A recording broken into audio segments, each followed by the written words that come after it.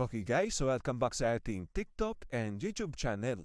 So ngayon pag-uusapan natin paano pa maging rank 1 sa Teacher 2 positions, pagdating sa K-12 DepEd hiring.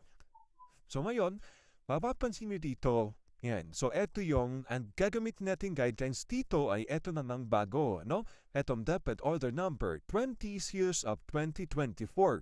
Ito po yung for higher positions starting Teacher 2 up to Master Teacher 5. So ngayon, isa-isahin po natin kasi magbibase po tayo sa QS, So para maging rank 1 ka pagdating sa hiring at sure na item, so dapat po ay alam po natin yung mga criteria, At ano ba yung dapat na meron tayo?